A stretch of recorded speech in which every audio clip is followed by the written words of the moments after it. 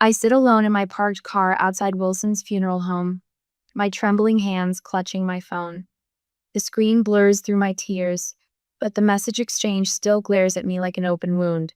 My text: Chloe passed. Funeral in 3 days. Megan's one-word reply: okay. Not, I'm so sorry. Not, I'll be there. Just, okay. My phone rings, startling me. Mom's name flashes on the screen. After hours of silence, now she calls. I press the speaker button, unable to trust my voice against my ear. Lauren? Her voice fills the car, too bright for what this day holds. I'm here, I whisper. Honey, about the funeral. She pauses, and something in that hesitation sends ice water down my spine. We can't come. We already promised to help Megan with her housewarming party. The words hang in the air. My mind refuses to process them at first, as if they're spoken in a foreign language. Her housewarming party, I repeat, not a question, a statement of disbelief. It's been planned for weeks, Mom continues, her voice taking on that familiar defensive edge. You know how important this house is to her. More important than Chloe. More important than my daughter's funeral. My child is dead. The words scrape my throat raw.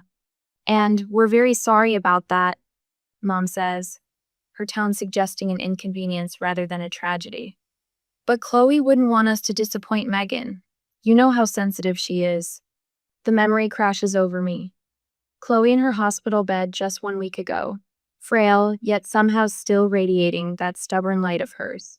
Her small fingers working colored pencils across paper, creating cheerful drawings for the nurses who'd become like family. Miss Abby likes purple unicorns, she told me seriously, her tongue caught between her teeth in concentration. And Dr. Miller needs a rocket ship because he told me his son loves space. That same day, the doctor had mentioned possible remission, the first hopeful words in months. I'd stepped into the hallway, fingers shaking, as I dialed Mom's number to share what felt like the first breath after drowning. That's nice, honey, Mom had said, distracted. The clinking of glasses in the background. I'm helping Megan pick out curtains for her new house. The blue ones make the living room too dark, don't you think? I'd murmured something vague and turned back to Chloe, to what mattered. And then came that night. The beeping machines at 2 a.m., the sudden shift in energy as nurses rushed in, the terrible certainty in the doctor's eyes. At 2:20 a.m., I held my daughter's small hand as she slipped away. The machines went silent. The room emptied except for that hollow absence where Chloe's laugh should have been. I sat there for hours, unable to move, unwilling to release her hand because then it would be real. When morning light crept through the blinds, a nurse, Abby with her purple unicorn pin, placed a gentle hand on my shoulder. Would you like me to call someone for you? She'd asked. But there was no one. Not really. Just me. I don't understand, I say now into the phone. This is your granddaughter's funeral. Mom sighs. Lauren, you're being dramatic. Chloe was sick for so long. You've had time to prepare. The rage that flares is so sudden and hot, it steals my breath. I hang up without another word and dial Megan's number instead. Hello? My sister sounds annoyed, as if I've interrupted something important. Mom says you're having a housewarming party on the day of Chloe's funeral. My voice doesn't even sound like mine, hoarse from crying, hollow with disbelief. The date was set weeks ago, Megan says flatly. She's already dead. She doesn't care when she goes in the ground. I'm alive, and I want to celebrate my new house. The phone nearly slips from my numb fingers. I think of Chloe just months ago, flipping through old photo albums, pointing at pictures of Grandma's house where Megan now lives. If Grandma's house can make someone happy, she'd probably like that, right? Chloe had asked, wise beyond her years even then. I hang up without speaking. What words could possibly answer such cruelty? I stare at the funeral home entrance, its dignified columns and dark wooden doors. Inside, they're preparing my daughter's body while her own family prepares for a party. What kind of family, I whisper to the empty car, chooses a housewarming party over their own flesh and blood's funeral? The question hangs unanswered as determination slowly replaces the grief on my face. My hands stop trembling. I reach for my phone again, but this time I dial a different number. Hello, is this the police department? I'd like to report unauthorized use of my property. The weight of my funeral clothes hangs heavy as I sit across from David, my grandmother's lawyer for 30 years. His office smells of old books and coffee, a familiar comfort in a world suddenly devoid of any. My black dress still carries the scent of lilies from Chloe's service. I'm sorry to drag you here today of all days, Lauren. David's glasses slip down his nose as he shuffles through a manila folder. But after your call, I pulled your grandmother's documents immediately. I nod, my throat too raw for words. 4 hours ago, I watched them lower my daughter's casket into the ground, alone. Here it is. David slides a document across his mahogany desk. The deed to your grandmother's house is still in your name. The transfer to your sister was never completed. The words hit me like a physical blow. That can't be right.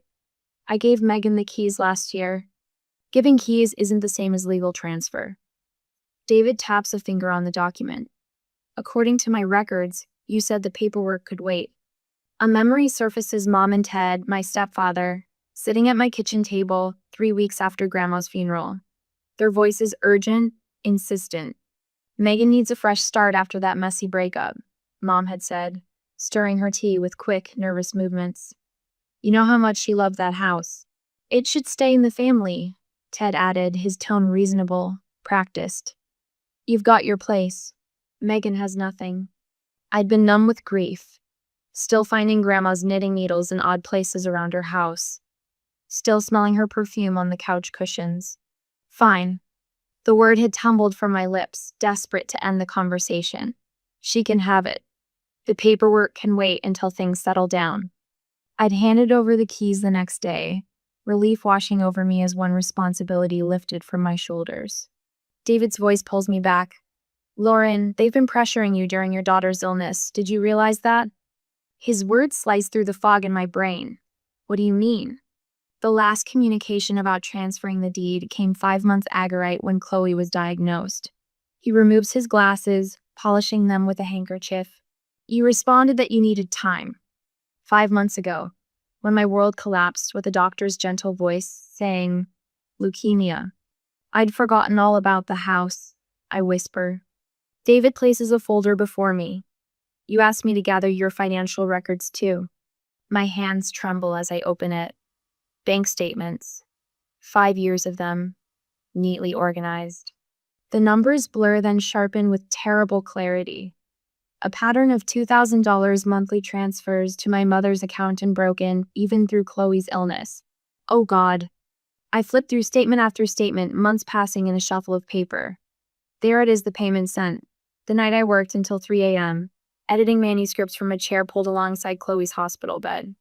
The payment sent the week I maxed out my credit cards to cover medication copays. A separate document catches my eye. A car loan in my mother's name, dated 1 month after Chloe's diagnosis. A $42,000 Mercedes. My phone buzzes. A text message from my mother. Need extra this month. Car insurance went up. How's Chloe doing? My stomach twists as I open Instagram. A post from 2 hours ago during Chloe's funeral appears at the top of my feed. My mother and Megan, champagne glasses raised high, standing in Grandma's kitchen. My grandmother's antique mirror reflects their smiling faces. New beginnings, blessed, new house. I stare at their faces at the timestamp. This wasn't thoughtlessness or poor timing. This was deliberate. A knock at the office door, and David's receptionist pokes her head in. Your ex-husband is here. Says he's been looking for you. Derek steps into the room, his eyes red-rimmed, his suit wrinkled from sitting through the service. Unlike my family, he came. He held my hand as they lowered our daughter into the ground. Lauren, his voice breaks on my name. I went to your place, but you weren't there. I was worried. Did you know? I hold up my phone, showing the Instagram post. Did you know they didn't come because of a party? Derek's face hardens as he takes my phone. Jesus Christ, is that today? A notification pops up on my screen. An email from my tenant in the small rental property I inherited from my father, my only source of steady income during Chloe's illness. Someone claiming to be your mother called saying you're mentally unstable after your daughter's death, and that I should send rent payments to her until further notice. Wanted to check with you directly. The room spins, then steadies with sudden crystal clarity. They didn't just abandon me during the worst moment of my life, I say, rising to my feet. They tried to profit from it. David hands me the house keys and deed from his desk drawer. These are legally yours. What do you want to do? I close my fingers around the cold metal of the keys. In the distance, I hear sirens growing louder. How far would I go to stand up to family who betrayed me at my most vulnerable moment? Would I forgive the unforgivable, or draw a line that could never be uncrossed? The answer comes with the wail of approaching police cars. My phone buzzes for the 5th time today. I let it vibrate against the kitchen counter, watching it dance closer to the edge with each notification. Another flying monkey sent to do my mother's bidding. Lauren, honey, we're all worried about you. My Aunt Carol's voice fills my voicemail. Your mother says you're not thinking clearly. Grief can make us do things we regret. Just let this house thing go. I delete the message without responding. The phone chirps with a text. This time it's Megan. Some people are just toxic. Cutting them out is self-care. Blessed. Boundaries. New chapter. Below her post is a photo of her lounging in what was my grandmother's sunroom. I set the phone face down. There's another certified letter from her lawyer on my counter, still unopened. Half the neighborhood thinks I'm having a mental breakdown. The other half knows exactly what happened. Mrs. Rivera crossed the street yesterday when she saw my mother approaching, then knocked on my door an hour later with a casserole and quiet solidarity in her eyes. I saw what they did, she'd said simply. My husband's family didn't come to our son's funeral either. Chloe's grave is still fresh, the grass not yet grown over the disturbed earth. I kneel beside the small headstone, running my fingers over her name. I always taught you to be kind, sweetheart, I whisper, placing a small bunch of daisies against the cold stone. But I never taught you to stand up for yourself. I won't make that mistake anymore. The words surprised me with their clarity. For weeks I felt nothing but a hollow ache where my heart should be. But today, something new stirs beneath the grief. Something with edges. What I'm hearing, Dr. Matthews says, leaning forward slightly in her chair, is remarkable clarity about what happened and what needs to happen next. I blink, surprised by her assessment. Is that unusual? In my experience, yes. Most people who suffered both the loss of a child and family betrayal struggle to separate their emotions from their actions. She makes a brief note on her pad. Your anger is justified, Lauren. That night, I finally tackle Chloe's room. Her rock collection lines the windowsill, each one labeled in her careful handwriting. I sleep through the night without waking, without crying. I wake at dawn with something steady in my chest. Not peace, it's too solid for that. Resolve. My mother's face when she opens her front door is a study in manufactured concern. Lauren. Oh, honey, I've been so worried. She reaches for me, arms open for a race I don't step into. Cut the act, Mom. The mug freezes halfway to her lips. Excuse me? I've been supporting you financially for years while you undermined me. My voice is steady, prizing me. Monthly deposits, even while Chloe was sick. We're family, she says, as if this explains everything. You chose a housewarming party over your granddaughter's funeral. Her face hardens, the sympathetic mask slipping. You're still on about that. Lauren, Megan had people coming from out of town. She switches tactics, tears welling. After all I've done for you. Yes, I say quietly. After all you've done. Derek meets me at the lawyer's office, sliding a folder across the table. The house is still in your name. Your grandmother's will is clear. And the financial records? He nods. Bank statements showing regular payments to your mother for the last 5 years. Emails proving they knew about the funeral. His jaw tightens. Lauren, they were taking your money while you were trying to save our daughter's life. My phone buzzes. The meal train group, letting me know dinner will be delivered. My landlord calls next. That woman your mother, she called, claiming you were unstable and might damage the property. I told her to take a hike. My boss follows. Take all the time you need, Lauren. Your job will be here. The police cruiser pulls up behind my car in front of what was once my grandmother's house. Megan's face when she opens the door is first shocked, then furious. What is this? Miss Parker, the officer says, we're here to explain the legal situation regarding this property. For the next 10 minutes, the officers explain she has been living in the property without legal right, that I have documentation proving my ownership. 48 hours, the older officer says. You have 48 hours to vacate the premises.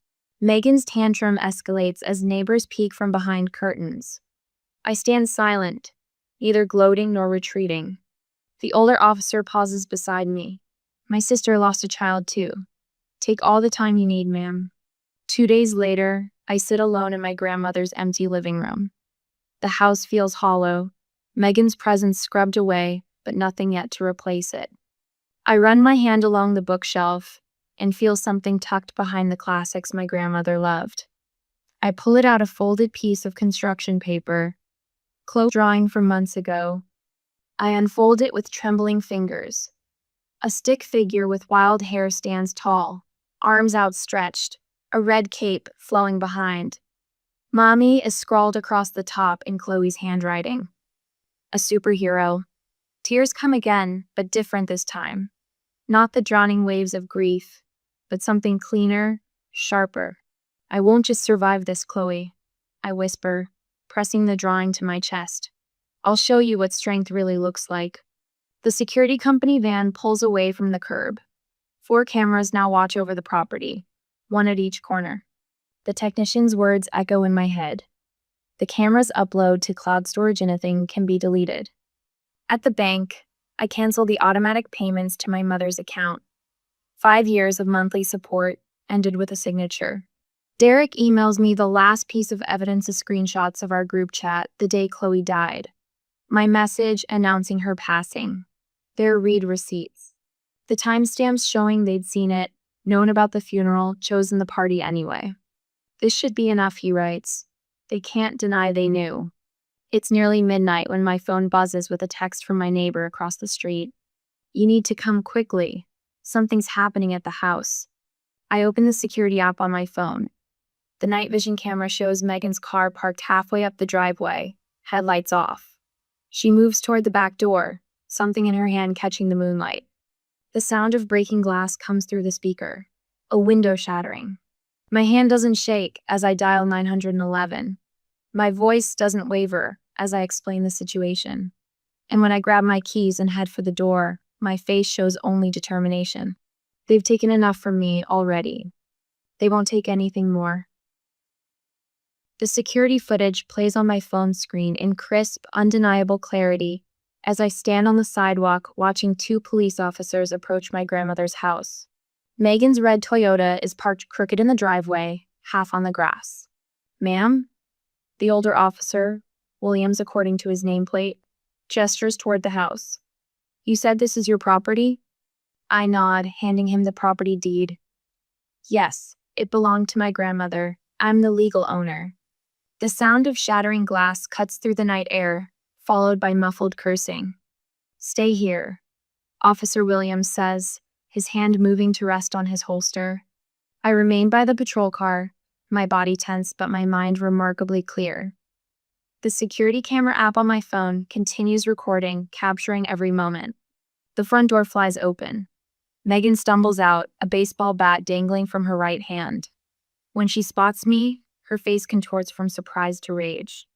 You called the cops on your own sister? She lunges forward, but Officer Williams blocks her path. Ma'am, drop the bat, now. She hesitates, then lets it clatter to the porch. This is ridiculous. This is my house. Actually, I step forward, my voice steady. It's not. And the security cameras I installed last week show you breaking the front windows with that bat. Megan's mouth drops open. Her eyes dart to the small camera, mounted under the eaves.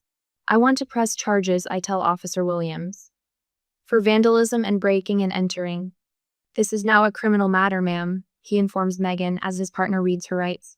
Mom shows up at my apartment the next morning, her eyes red-rimmed, clutching her purse against her chest like armor.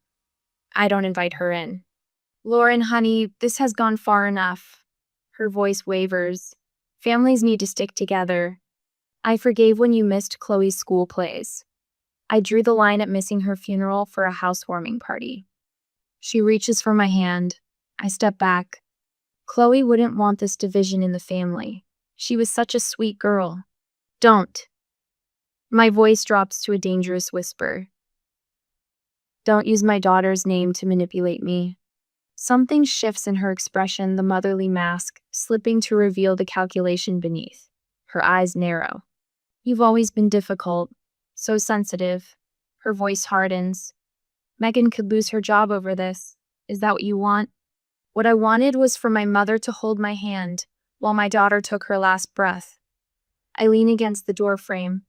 What people want and what they get are often different. By afternoon, Megan's edited video is circulating on Facebook. She's cut together security footage from my cameras, carefully omitting the parts showing her swinging the bat. Comments pile up beneath it, mostly family members expressing outrage at my cruelty to my homeless sister. I don't respond, don't defend, don't explain. Derek calls me after seeing it. Your cousin Mark asked if I'd seen what Lauren did. I set him straight about what really happened at the funeral. You didn't have to do that. Someone should tell the truth. He pauses. Anyone who was at Chloe's funeral knows that.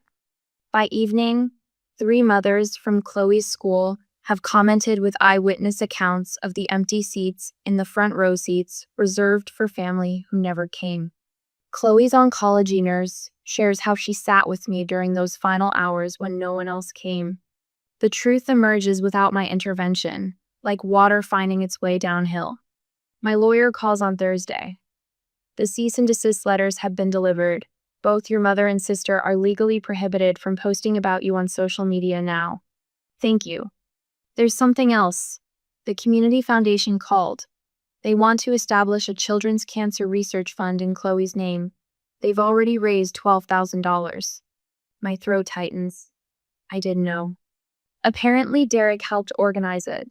She pauses. Oh, and I've been getting calls from several people offering character references for you. Your former neighbors, Chloe's teachers, even a church group that used to include your mother. I blink in surprise. Mom's church friends?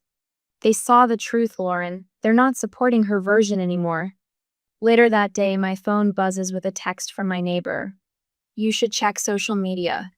Megan's employer responded. I find a statement from the county health department. We are aware of the situation involving one of our employees. Ms. Bennett has been placed on administrative leave pending investigation. My phone rings almost immediately. Mom's number. Lauren. She sobs when I answer. The church group is asking questions. Your father's sister saw Megan's video and called me. Our family reputation. Mom, I interrupt quietly. This isn't about reputation. Megan's been suspended. This is your fault. The old Lauren would have apologized. Would have found a way to absorb blame. No, I say simply. This is about choices. After I hang up, 3 text notifications appear from relatives who previously condemned me. Uncle Jim simply reads, I heard what really happened. I'm sorry. Are you sure about this? My lawyer slides the documents across her desk. Once it's done, there's no going back. I pick up the pen, studying the bold type at the top of the page. Restraining order application. Chloe's voice echoes in my memory. Mommy, why do you always let Aunt Megan be mean to you? I never had a good answer for her then. I do now. Some bridges aren't meant to be rebuilt after they burn. I sign my name with steady hands. As I finish the signature, my phone chimes with a message from my stepdad. We need to work something out, Lauren. This has gone too far. Too far. That's what they call consequences. Not once has anyone mentioned Chloe's funeral, the empty chairs, the absence when I needed them most. Their concern is only for themselves. I placed the signed restraining order in my lawyer's hands. For the first time since Chloe died, I feel the weight on my chest lighten just a little. It was never about the house. I park my car at the curb, watching as Uncle Todd's minivan pulls up behind me. Aunt Melissa and Cousin Jen climb out, their faces arranged in identical masks of concern. My phone buzzes. Mom. Again. The fifth call in 30 minutes. The front door opens before I reach it. My mother stands there, tears already tracking her makeup. Lauren, honey, we've all been so worried. I step back, allowing them inside without a word. They file past Mom, Todd, Aunt Melissa, Uncle Dave, Cousin Jen, and Uncle Pete. No Megan. Of course. Mom reaches for my arm, but I shift just enough that her fingers brush empty air. Let's sit in the living room, I say, my voice steadier than it has any right to be. The room feels smaller with all of them in it. They take the couch, the armchairs, perching like vultures waiting for something to die. Lauren, Todd begins, clearing his throat. Since you discontinued your support, we've had some financial difficulties. I don't answer. Just wait. We never wanted to bring this up during such a difficult time. Jen says, her voice soft as poison. But we're concerned about your mental state. Grief can do terrible things to a person's judgment. Mom dabs at her eyes with a tissue. First, I lost my granddaughter. Now I feel like I'm losing you too. My fingers find the edge of the folder on the side table. I slide it onto my lap. And there's the issue of your rental property, Todd adds. Several neighbors have mentioned concerns. Said you seemed unstable. Are you finished? I ask. They exchange glances. No one speaks. Good.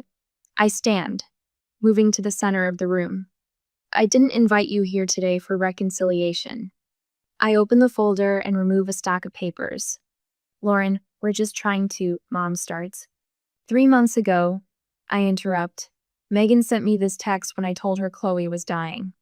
I hold up my phone and read, I know it's hard, but some of us still have lives to live. My housewarming is important too. The room goes quiet. And here, I continue, tapping the screen, is my mother's voicemail from the morning of Chloe's funeral. I press play. Mom's voice fills the room. We promised Megan we'd help with her party. She's been planning it for months. I'm sure Chloe would understand. Aunt Melissa shifts uncomfortably. Uncle Dave stares at his hands. I set down the phone and pull out a stack of papers. These are bank statements showing the $2,000 I sent you every month for the past 5 years, including the 3 months Chloe was in hospice. I let the papers fall on the coffee table. And here are my medical bills from the same period. Todd will meet my eyes now. Here's the security footage from 2 weeks ago. Megan breaking my windows. I place a USB drive beside the papers. The police have it too. I turn to face my mother directly. And here's what you didn't know I had. I press play on another recording. Mom's voice. Lauren's always been too soft. Once Chloe's gone, we'll contest Dorothy's will. The house should have gone to Megan anyway. My mother's face drains of color. I have everything, Mom. Every manipulation. Every lie. The party photos posted during my daughter's funeral. The calls to my landlord. All of it. I walk to the side table and return with a stack of envelopes. This is a restraining order for each of you. I hand them out one by one. This is a lawsuit for property damage for Megan. And this, I place the final document on the table, is the deed to grandmother's house, which I've donated to the Children's Cancer Foundation. Uncle Pete stands up. You can't do that. I already have. The papers were signed yesterday. Mom rises, face twisted. You'll regret this when you're all alone. The laugh that escapes me holds no humor. I was already alone when my daughter died. You made sure of that. I cross to the front door and open it. Our family died the day you chose a party over my daughter's funeral. They file out in shocked silence. No one speaks. No one looks back. When the last one crosses the threshold, I close the door firmly. Not slammed, just closed. I lean against it, letting out a breath that feels like I've been holding it for years. The house is quiet. Empty but somehow fuller than it's been in months. I cross to the window and watch them leave in a parade of cars, faces stiff with shock. The mighty fallen, the manipulators exposed. A week later, I'm watering the potted geraniums on my porch when the mail carrier walks up my drive. Package for you, Miss Bennett. He hands me a thick envelope. I recognize the return address immediately. Megan's lawyer. The weight of it should feel ominous. Instead, I feel nothing but calm as I slide my finger under the flap. Sometimes the greatest peace comes not from forgiveness, but from finally walking away.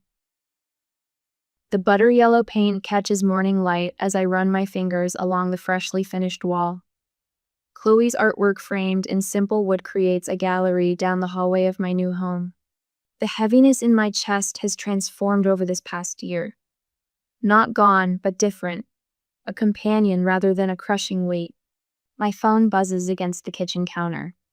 Lauren, it's Derek. I've been thinking about that support group idea. I cradle the phone against my shoulder while watering the potted marigolds. I've already drafted the mission statement. Of course you have. His laugh holds no mockery, just warmth. The community center offered their space for free. Tuesday evenings. I glance at my laptop where the words, after loss, finding strength when family fails you, glow on the screen.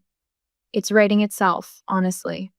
The cemetery gates stand open, the air crisp with early autumn.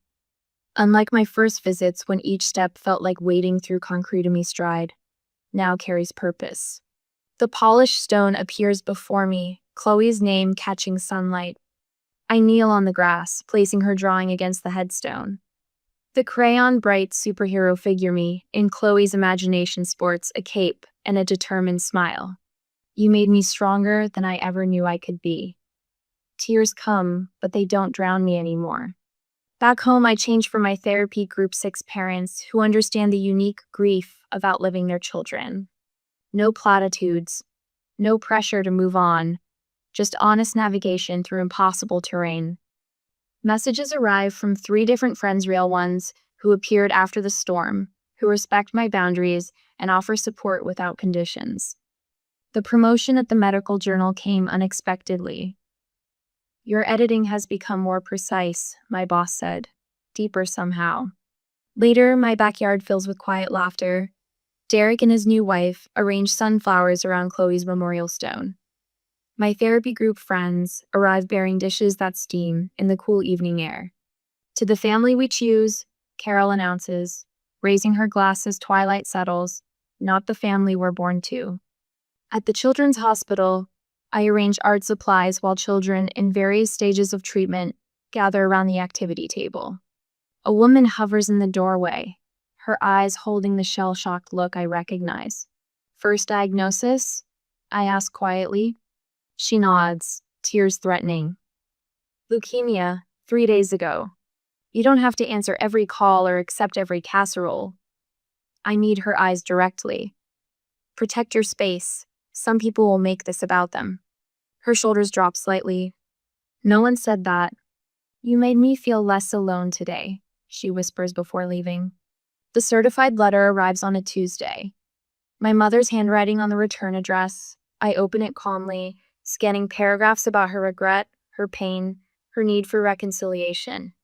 I file it away without response and return to my garden. Kneeling in the soil, I plant a row of bright zinnias, Chloe's favorites.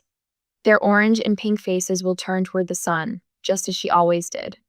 On the patio table, a stack of fresh manuscript pages catches the breeze. Building Boundaries, Protecting Your Peace reads the title. Miss Lauren? A small voice startles me. Lily, the 8-year-old from next door, stands at the garden gate. What's this stone for? That's for my daughter, Chloe. She loved butterflies. Did she die?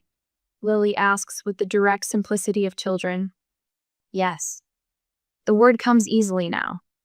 She used to make up songs about caterpillar swinging. Lily touches the stone gently. I bet she was nice. The nicest, I answer, and realize I'm smiling at the memory, not crying. My phone rings. The Children's Hospital coordinator's name flashes on screen. Lauren, would you consider expanding your art program to our other locations? The families keep asking when you're coming back. As sunset paints the sky, I water the memorial garden one last time. The photo of Chloe rests nearby, her smile untouched by time. You were right, sweetheart, I whispered to her image. It's making people happy.